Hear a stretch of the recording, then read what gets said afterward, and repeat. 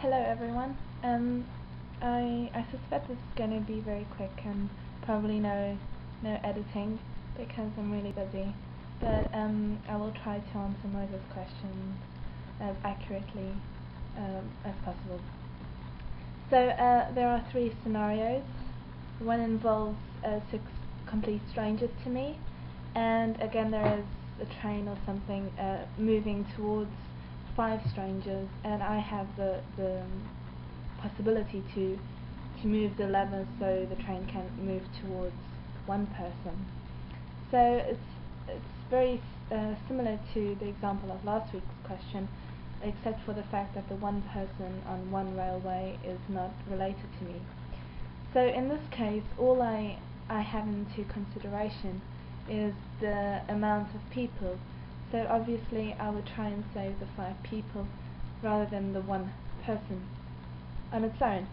And I wouldn't think too much about that because I think quantity is more quality in this case. And what's moral to do would be to do this as I'm doing. The second scenario involves a fat man and a trolley.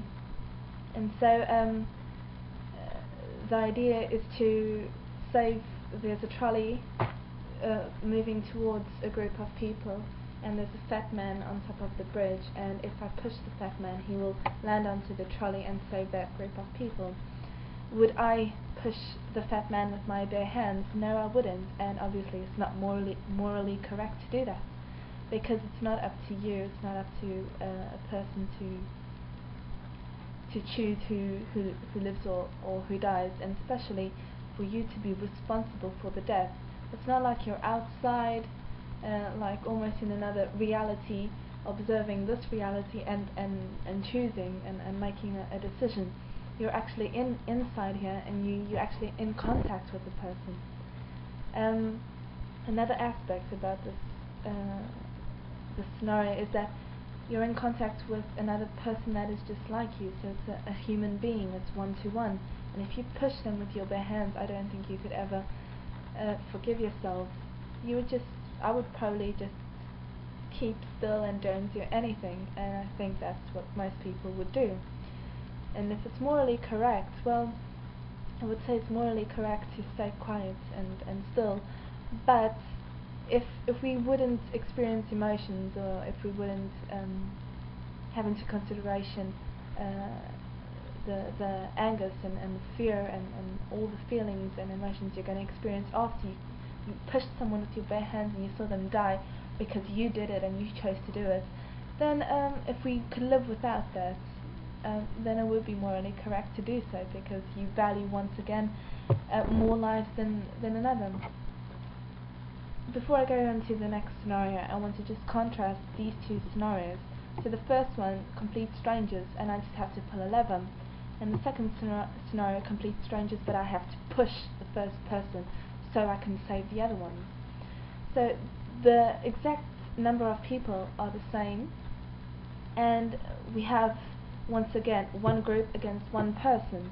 And in the first situation, I could actually kill one person by pulling a lever, so not me physically pulling them or pushing them. And in the second scenario, I have to physically be in contact with the person I'm going to kill. So I think that's what draws the difference between the first scenario and the second scenario. It's you being responsible for it physically. It's much more real when you kill someone with your bare hands, and as you can't consult what the wishes of the fat man are, then it's not up to you. If he would feel good with it, he would realize the situation and probably jump himself. I remember Orygyn's comments on this video, and he said that he would jump himself. That would be so cool. Okay, so next scenario I've never heard before, the third scenario, which involves a transplantation. So there are 5 patients who are severely ill and need urgently a new organ, and all these 5 patients are really sick. And then there's this healthy young man. He comes in, and the doctor sees him, and the doctor is desperately needy for organs for these 5 other patients.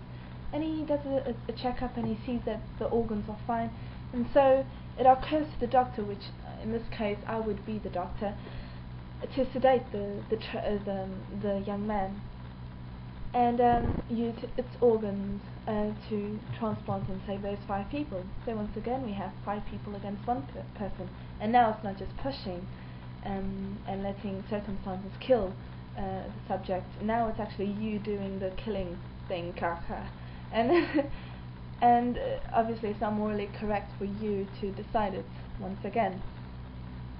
For people who believe in God, I mean, I always have to bring religion into these things, which is really rubbish and bullshit. But what I bear in mind is that probably people who believe in God can understand these things better, because it's like a fate and destiny and what God chose to do, and it's in God's hands. And in this case, in my case, I can't rely on any idea of God. It just has to be up to me and what I think is morally correct to do and what I think I could bear with the most. So I would not transplant those organs from a healthy human being, first of all because that person, that subject, that young man doesn't have anything to do with these 5 subjects who need desperately organs. So it wouldn't be up to me to choose if he wants to donate his organs or if he wants to just die there, now just there on the table. So, and it's not morally correct to do so. Probably he has a life ahead of him, and he also will probably in the future suffer from something, and it wouldn't be correct for me to take his life away. If the other 5 patients are ill, they're ill, and there's nothing I can do. It's something that God didn't make clear very well. So those are the scenarios, and I hope, Mozza, I answered as best as possible in this rush, and I'm so sorry I'm so busy.